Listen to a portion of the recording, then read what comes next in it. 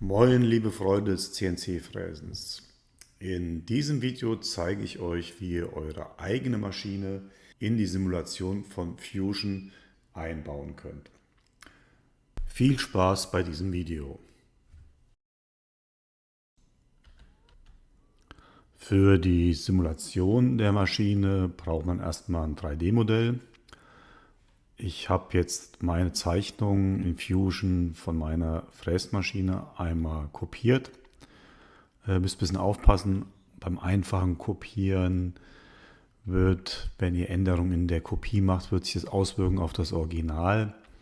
Da müsst ihr ein bisschen aufpassen. Also ich habe das so gemacht, dass ich einfach über Datei speichern untergegangen bin und habe dann ein neues unabhängiges Projekt. Das Projekt muss jetzt ein bisschen anders strukturiert werden. Und zwar werde ich es jetzt so strukturieren, dass ich einmal alle festen Teile, also alle Teile, die sich nicht bewegen, in eine Komponente reinlege, dann alles, was sich mit der X-Achse bewegt, in eine Komponente und das gleiche auch für die Y- und die Z-Achse. Das heißt, ich muss jetzt das Ganze etwas umorganisieren.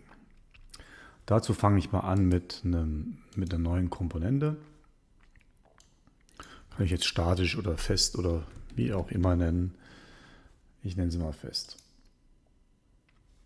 Die ist jetzt bei mir ganz hier unten und jetzt kann ich anfangen, die Teile, die fest sind, also diese Komponenten hier oben, einfach hier reinzuziehen. Ich fange mal hiermit an, also ich kann das hier markieren und dann sehe ich, diese gepunktete Linie drunter ist, da finde ich jetzt diese Komponente. Ich packe die jetzt einfach und ziehe die da ein. Jetzt ist die in dieser Komponente drin, man kann es auch mal aufmachen, da müsste irgendwo drin sein, da ist sie. Damit ich jetzt weiß, dass die schon in dieser fest verbauten Komponente drin ist, setze ich die einfach mal auf nicht sichtbar, damit weiß ich, was ich schon weggelegt habe. Ich könnte jetzt mit dem Portal Ständern zum Beispiel weitermachen.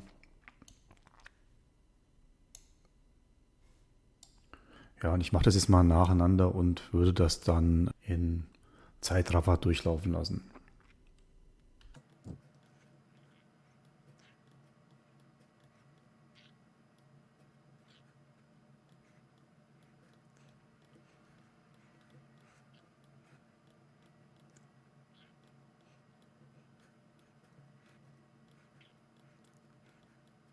Ich hoffe, dass ich jetzt alles, was fest ist, in diese Komponente reingelegt habe. Jetzt geht es weiter mit der nächsten Achse. Jetzt lege ich alles von der X-Achse in eine neue Komponente. Die nenne ich dann auch X-Achse.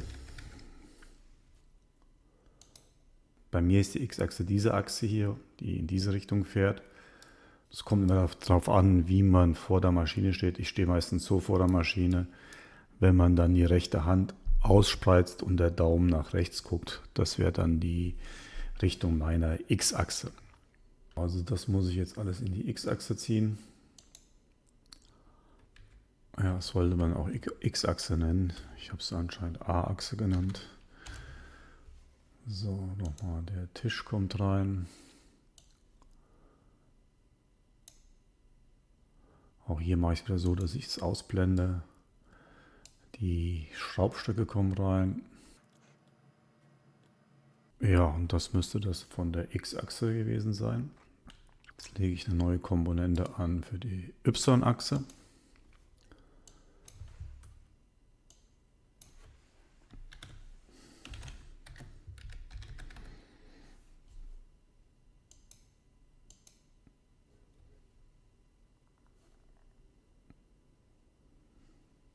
Und dann lege ich auch gleich eine neue Komponente für die Z-Achse an.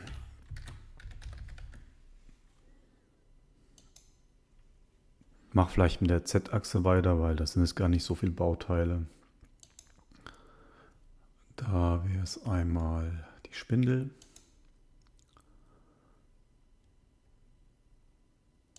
Die kommt in die Z-Achse rein. Die Spindelhalterung.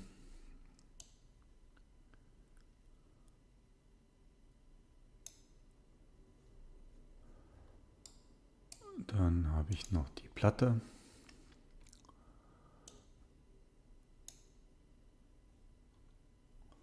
Ja, und jetzt sind es noch die Führungswagen.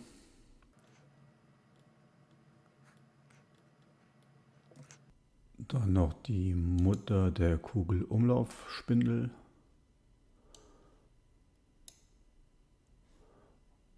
Und das MGD16.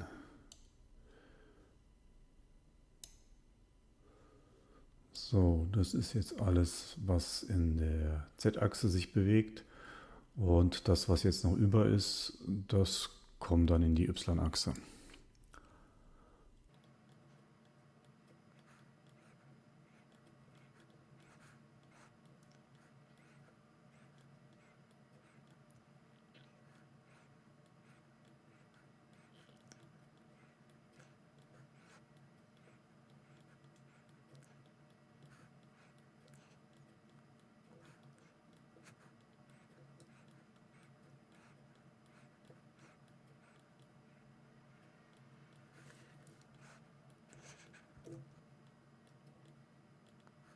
Damit müsste ich jetzt alle Teile in den verschiedenen Achsen haben. Man kann sich es nochmal anzeigen lassen. So, hier haben wir jetzt alles, was sich im Z bewegt.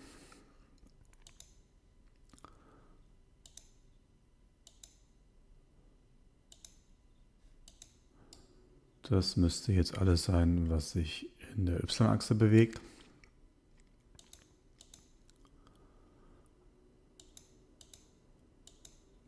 Und das ist das, was sich in der X-Achse bewegt. Genau, das hier bewegt sich in der X-Achse. So, das ist alles, was fest ist. Also es dreht sich zwar hier drinnen noch die Riemenräder, aber die werde ich jetzt nicht simulieren. Damit haben wir die Datei, die 3D-Zeichnung, soweit vorbereitet, dass wir sie später jetzt für die Simulation verwenden können. Zurzeit lassen sich die einzelnen Komponenten noch gegeneinander verschieben. Also ich kann hier irgendwie die noch so auseinandernehmen. Ich möchte aber, dass die immer in der gleichen Position zueinander bleiben. Und deswegen baue ich jetzt noch eine feste Gruppe ein. Ich gehe mal hier auf Markieren. Ich markiere die erste Komponente und die letzte Komponente, gehe dann auf starre Gruppe und erstelle eine starre Gruppe. So, wenn ich jetzt das Ganze bewege, dann bewege ich alles. Und das mache ich deshalb, weil ich jetzt das Koordinatensystem noch hier an dieser Ecke ausrichten will. Die starre Gruppe findet ihr unter Beziehung und hier wäre es die letzte, das wäre jetzt die starre Gruppe, die alles zusammenhält.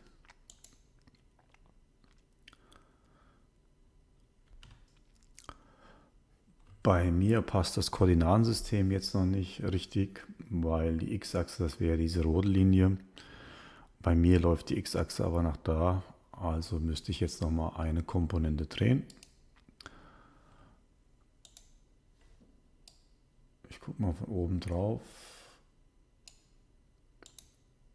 und müsste die Maschine jetzt um 90 Grad drehen. So, jetzt passt das Koordinatensystem und jetzt hätte ich gerne noch den Koordinatensystem-Ursprung an der Ecke von dem Schraubstock. Das kann man mit einem Gelenk machen. So, die Ecke soll auf diesen Punkt. Okay. Und jetzt haben wir das Koordinatensystem schön auf der Ecke von dem Schraubstock. Damit wird das 3D-Modell jetzt so weit vorbereitet, dass wir das nachher in der Simulation verwenden können. Im nächsten Schritt legen wir jetzt die Maschine an. Dazu könnt ihr in irgendein Projekt reingehen.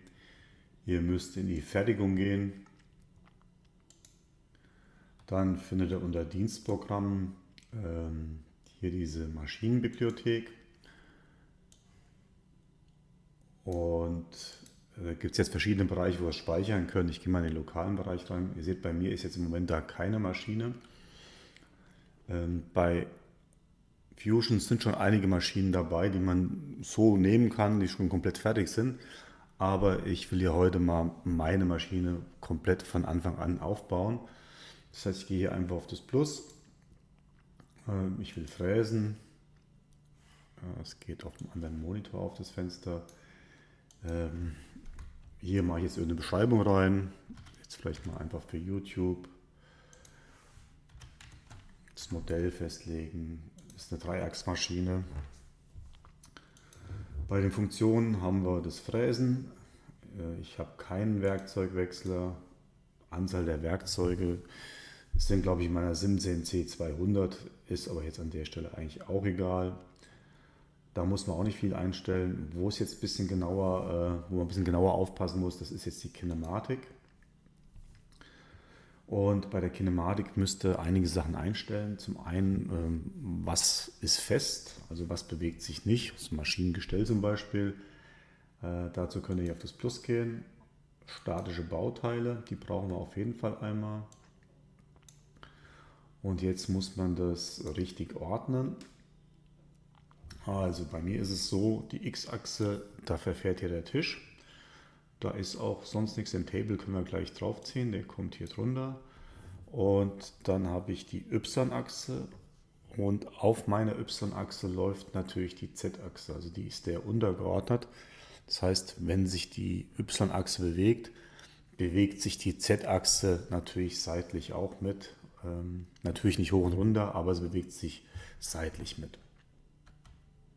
Hier können jetzt natürlich noch einige Einstellungen gemacht werden, aber ich gehe eigentlich nur auf die wesentlichen Einstellungen ein.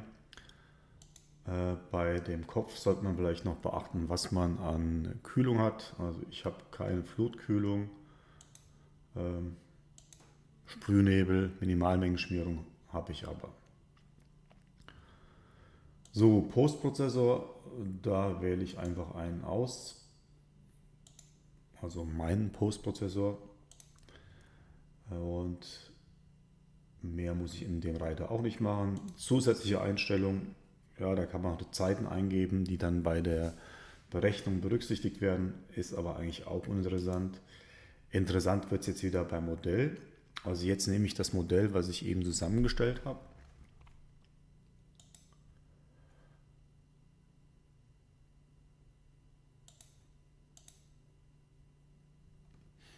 Und jetzt ist hier ein Button für den Maschinenbuilder. Und den klicke ich jetzt mal. Jetzt öffnet sich so ein neuer Bereich. Ihr seht jetzt die Maschine hier drin. Und der wichtigste Punkt wäre jetzt erstmal festzulegen, was ist fest, was bewegt sich, was gehört zu welcher Achse. Oh, der hat jetzt schon eine Vorauswahl getroffen, weil ich hatte es schon einmal gemacht. Also ihr seht es zum Beispiel, ich muss das Werkzeug auswählen. Beim Werkzeug seht ihr nämlich den Mittelpunkt von diesem Kreis, weil ihr müsst noch berücksichtigen, der Halter kommt noch dazu. Also ich wähle jetzt nicht hier unten den Mittelpunkt, sondern den Mittelpunkt von hier oben, weil bei dem Werkzeug der Halter dazu kommt. Abstechen ist vom Namen jetzt irgendwie ziemlich blöd. Bei Abstechen hier habe ich den Punkt gewählt, an dem das Werkstück platziert wird. Also das Werkstück soll nachher standardmäßig hier platziert werden. Ihr werdet aber auch sehen, wenn ich diese Maschine nachher verwende, kann ich das Werkstück noch verschieben. Aber die erste Position für das Werkstück wäre an dieser Position. In dem Bereich Modellauswahl kann ich jetzt die Zuordnung treffen von den Achsen, also von den beweglichen Teilen und den festen Teilen. Bei dem Kopf muss ich gar nichts eintragen. Bei dem Tisch, das wäre jetzt bei mir hier die X-Achse, da wähle ich einfach hier mit diesem Button dann diese X-Achse aus. Ich kann es auch nochmal machen. Also hier auf Auswählen gehen und dann einfach X-Achse. Mehr ist es nicht. Der hat das von dem vorhergehenden Projekt alles übernommen, deswegen ist das schon hier drin. Bei statisch, ja, da nehme ich halt eben alles, was fest ist. Dann würde ich das auswählen. Und bei der Y-Achse wähle ich halt eben jetzt hier die Y-Achse aus. Und für die Z-Achse auch wieder auf diesen Button klicken und dann hier auf diese Komponente. Im nächsten Schritt wähle ich hier oben den Button und teste, ob die Zuordnung funktioniert. Wenn ich diesen Schieberegler bewege, bewegt sich dann auch die X-Achse. Ja, das passt. Die Y-Achse scheint auch zu funktionieren und die Z-Achse funktioniert auch. Also damit sehen wir schon mal, dass die Zuordnung passt. Jo, damit sind wir im Maschinenbilder dann auch schon fertig. Und jetzt können wir die Maschine für die Simulation verwenden. Ich lasse es vielleicht einfach nochmal ohne Maschine laufen, das Programm. Also ein paar Bohrungen, Ausfräsung, einmal umsäumen. Und jetzt weise ich die Maschine zu, also im Setup. Also ich wähle die Maschine aus. Oh, da gibt es noch eine Fehlermeldung. Da müssen wir noch mal kurz reingucken, ob wir da noch was falsch gemacht haben in der Kinematik. Ah ja. Die Frässpindel ist natürlich an der Z-Achse angebaut, das heißt, die müssen wir noch hier nach unten schieben. Ja, und dann sollte es eigentlich funktionieren.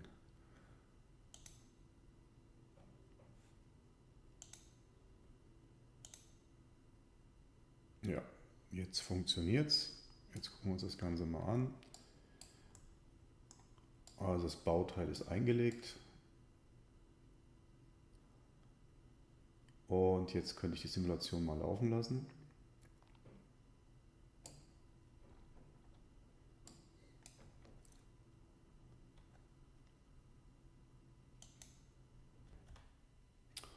Wir können die Simulation gleich mal starten. Ich habe aber auch hier jetzt schon einen Fehler eingebaut. Und zwar beim Umsäumen fährt der Fräser in den Schraubstock rein. Das habe ich einfach nur deshalb gemacht, dass man sieht, dass auch die Kollisionserkennung funktioniert. Und es wird gleich noch ein zweites Problem geben, das zeige ich euch dann, aber ich lasse jetzt einfach mal laufen. Also erst wird gebohrt und wenn ihr genau hinschaut, es bewegt sich das, was ich eigentlich als fest angegeben habe. Also hier das Maschinenbett bewegt sich. Hier gibt es die Kollision beim Umsäumen. Das liegt jetzt nicht daran, dass ich eine falsche Konfiguration gemacht habe, sondern man muss ein bisschen aufpassen hier bei der Anzeige. Da muss man sagen, dass es sich auf die Maschinenbasis bezieht. So, wenn ich es dann nochmal laufen lasse, dann bleibt das Maschinenbett auch stehen und die Achsen verfahren. Also jetzt verfährt das Bett nicht mehr. Genau, das ist so eine kleine Hürde, wo ich mich am Anfang gewundert hatte, wieso funktioniert es nicht so, wie ich es definiert habe. Das lag aber rein an der Simulation und an der Anzeige in der Simulation. So, im Setup zeige ich euch nochmal, dass es da jetzt auch einen neuen Reiter gibt. Also es gibt hier einen neuen Reiter, wo ihr euer Bauteil positionieren könnt. Also ich habe gesagt, es wird normalerweise hier auf diese Ecke eingefügt. Ihr müsst ein bisschen aufpassen, es wird nicht das Rohteil genommen, sondern das Endteil. Deswegen habe ich hier zum Beispiel auch einen Versatz in der Y-Richtung, weil ich da 1 mm Aufmaß habe. Und ihr könnt das Teil dann hier in euren Raum reinschieben, so wie es braucht. Zunächst hatte ich auch noch Probleme mit dem Postprozessor.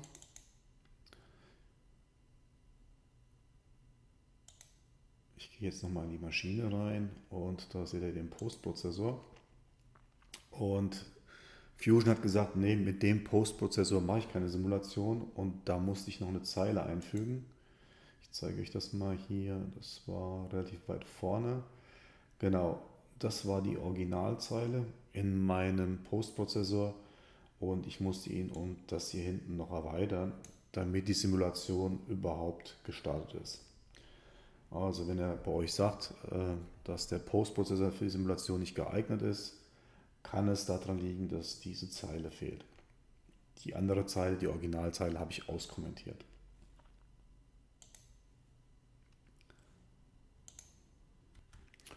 Mit den Informationen aus dem Video müsstet ihr eigentlich eure eigene Maschine auch als Modell herstellen können und in Fusion einbinden können. Und ich denke, es ist ein ganz nettes Gimmick und bei meiner Maschine würde ich es eher als Gimmick ansehen. Wenn man eine Maschine hat mit einem größeren Maschinenbett, So bei den großen Portalfräsen, wo vielleicht dann noch ein Drei-Backen-Futter drauf ist, ein Vakuumtisch und andere Dinge, mit denen man kollidieren kann. Da ist es mit Sicherheit auch ganz praktisch, dass man sieht, falls eine Kollision stattfinden würde. Man muss natürlich auch sagen, dass die Simulation mit der Maschine deutlich länger dauert, bis sie startet, gegenüber der Simulation ohne einer Maschine. Das war es dann auch schon wieder für heute. Vielen Dank fürs Zuschauen. Wenn ihr Fragen habt, dann schreibt es doch einfach in die Kommentare. Wenn euch das Video gefallen hat, würde ich mich natürlich auch über ein Like freuen. Bis demnächst, euer Anton. Ciao.